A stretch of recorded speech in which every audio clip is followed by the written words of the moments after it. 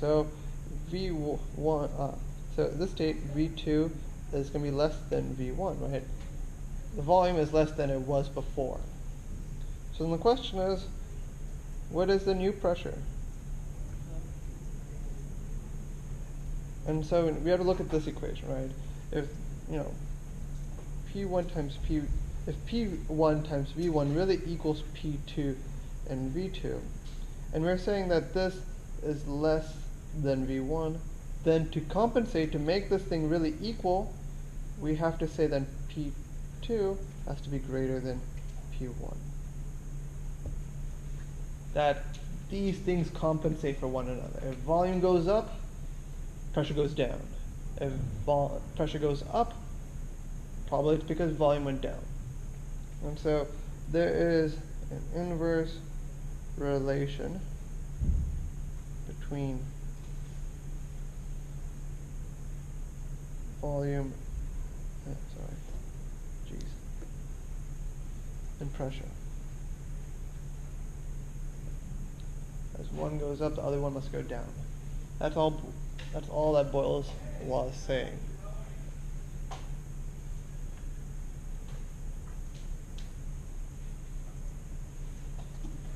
Now let's look at pressure gradients. So we looked at pressure gradients before in the cardiovascular system, and it works pretty much in a very similar way.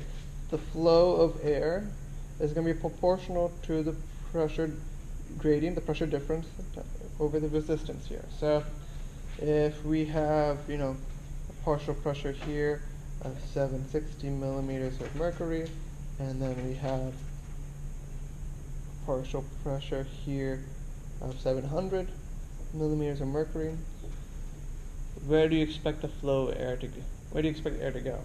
Into or out of the container? Out of the container, right? What happens if we drop the pressure outside to be like 500 millimeters of mercury? Is there going to be more or less air coming out? More, right? More is going to come up because there's a bigger pressure difference between the inside and the outside. So that's pretty intuitive. We talked about this to great lengths in the cardiovascular system.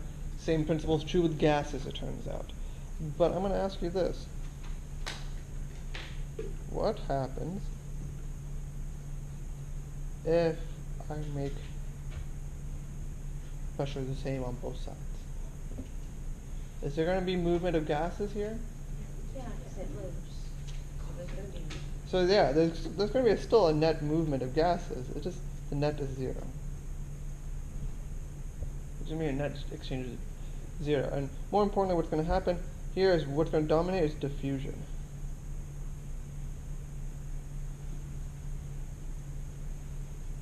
So that brings us to partial pressure gradients.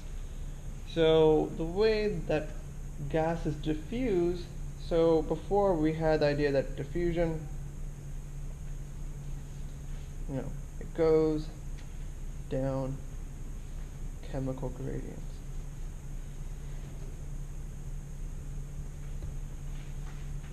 That was true when we were looking at solutes and liquid, right? When we looked at like how much glucose on one side of a cell membrane versus the inside of the cell membrane or something like that. But for gases, so this is for liquids. So for gases, it goes down partial pressure gradient.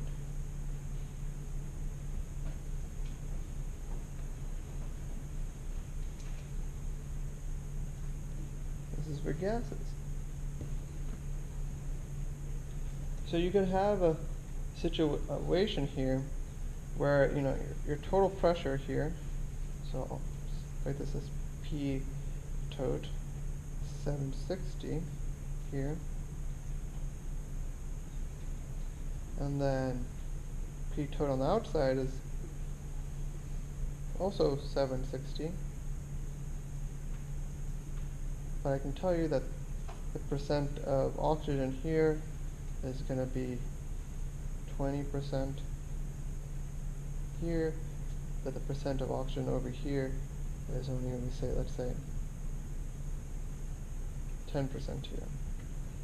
So is there going to be a bulk movement of air in this situation? Is there a pressure gradient, a total pressure gradient here? No. There's no see, these are the same, right? So you're not going to see mass flow of air going out of the container or into the container. But you will see diffusion of air. You will see diffusion of oxygen molecules kind of diffuse out because they diffuse down the partial pressure gradient. So that's still going to occur despite the total pressure gradients. And so that's why the concentration of oxygen is important here. So let's take this example and put it in a real world situation here.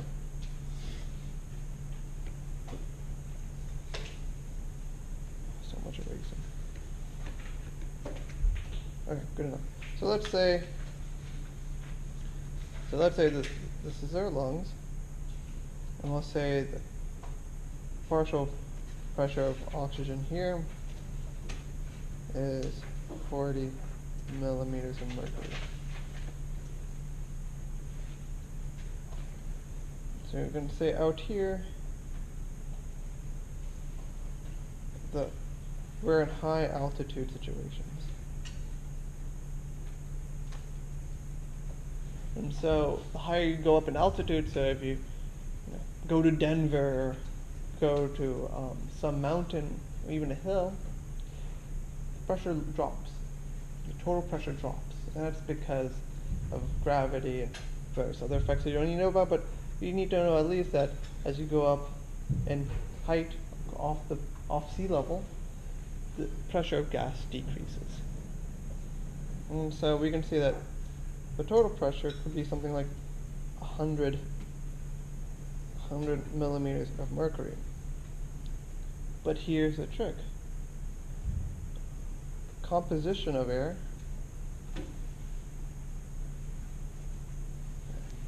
Let me write that alone here. Composition of air stays the same.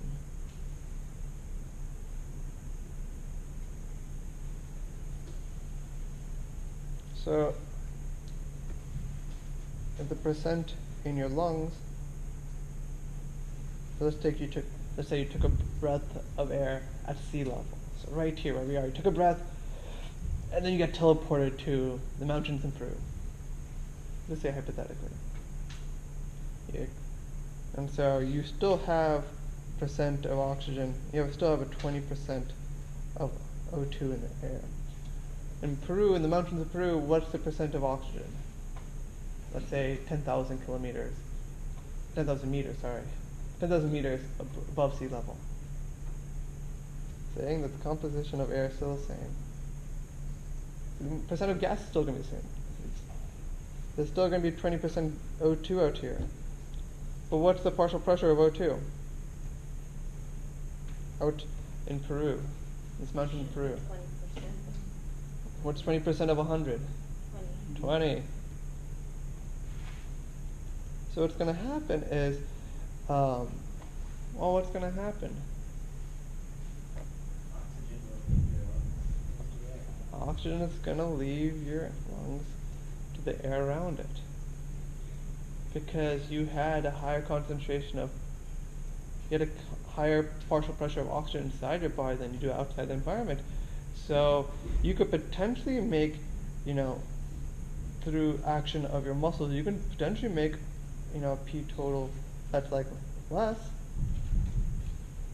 But if you can't get to a partial pressure that's lower than, that's lower than 20, you're not going to be drawing oxygen into your lungs.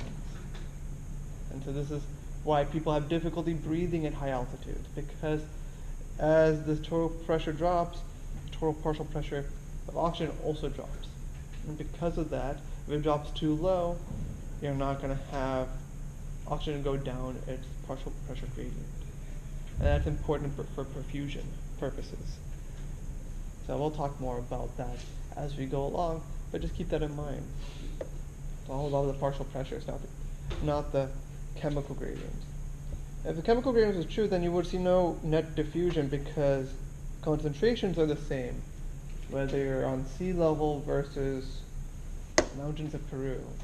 But what's different is the partial pressures. And gases diffuse down the partial pressures.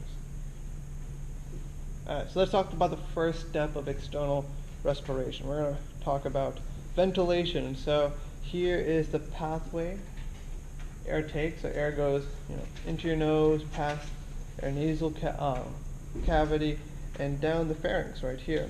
And then it goes through a whole set of tubes, these airways, right? And so here we have our trachea.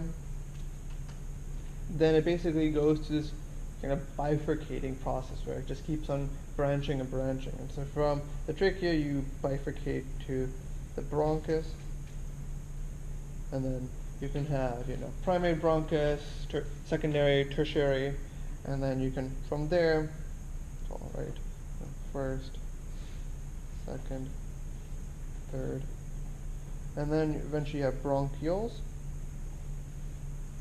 that dead end into alveoli. And so, a couple things here. Some of your bronchioles and all your alveoli have no cartilage rings.